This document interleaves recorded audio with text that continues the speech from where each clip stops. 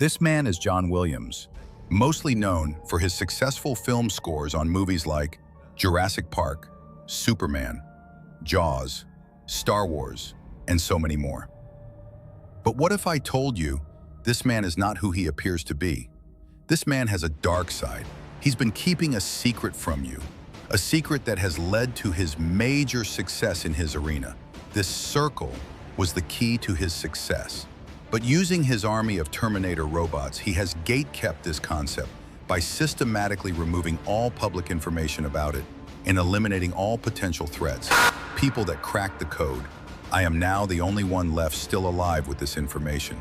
And in this video, I will expose John Williams of his disgusting lies. And I will show you that this circle isn't merely just a memorization tool, but a cheat code to understanding music itself.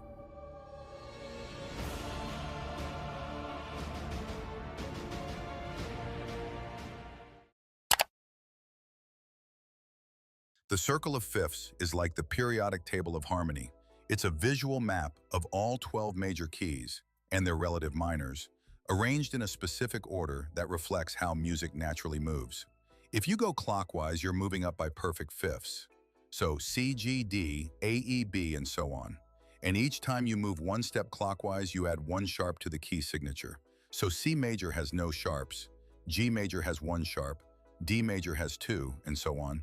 Now go counterclockwise and you're moving by fourths, which is the same thing as down a fifth, harmonically speaking. That takes you through the flat keys, C, F, B flat fret, E flat, A flat, D flat, and so on. Each step adds one flat to the key signature. Tucked inside the circle, each major key has a relative minor. That's the minor key that uses the exact same notes. At first, it might look like a memorization tool. And yeah, it is good for remembering key signatures, but it's so much more than that. This circle shows how keys are related, how chords move, and why some progressions feel natural while others feel surprising. Next, I'll show you why moving around this circle is the secret behind smooth modulations, jazzy turnarounds, and even the Darth Vader theme.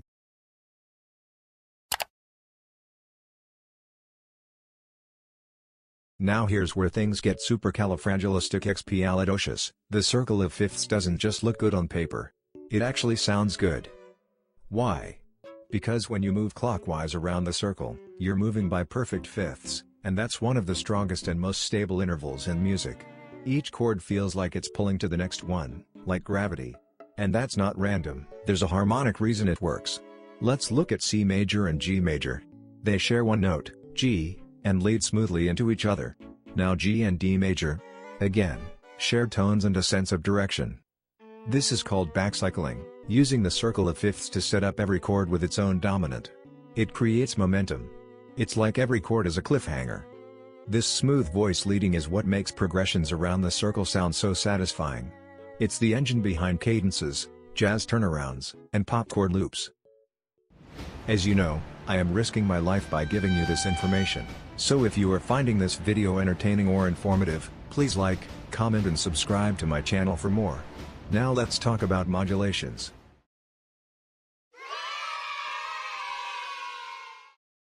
Modulation just means changing keys, shifting the tonal center. And guess what?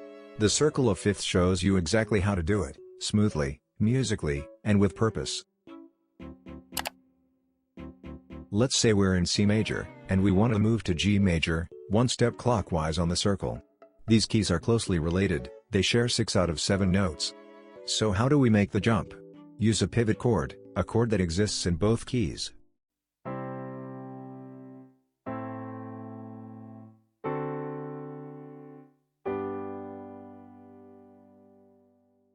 This is a classic move. You start in C, use A minor, which is diatonic in both keys, then throw in D7, the dominant of G, and land on G major. Clean, subtle, effective. Sometimes, modulation is even simpler. Just throw in a secondary dominant, like the 5 of 5, and you can release the tension into the new key.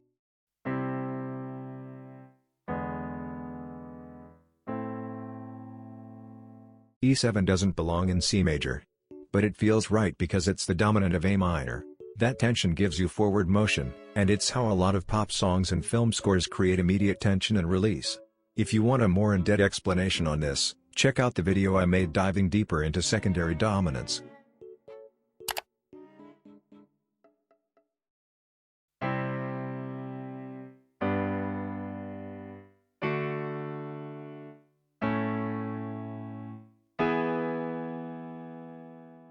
This is called a circle of fifths progression, or circle modulation.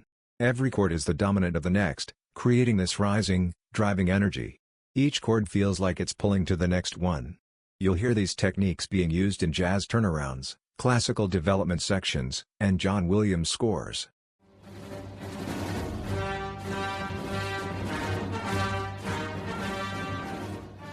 This theme frequently uses dominant to tonic relationships, especially D7 to G minor, which mirrors motion around the circle.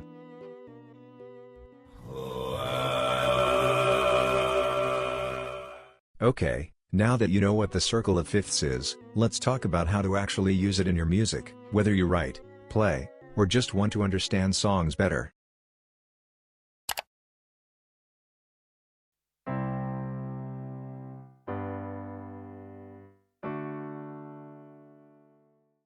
If you want chord progressions that sound smooth and natural, just move your chords step by step around the circle. Like C to G, then G to D, each jump shares notes, so it feels connected, not random. Try this, start with a major chord, then travel clockwise or counterclockwise, and see how your song flows. Throw in some minor chords from related keys, and you get emotional variety without losing that smooth vibe.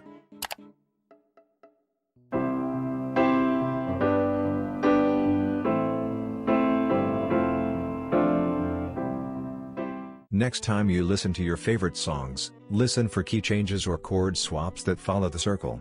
It's everywhere because it sounds good. Knowing this helps you predict what chords are coming next, which is clutch if you're learning a song, making covers, or producing. When you're soloing or jamming, the circle is your roadmap.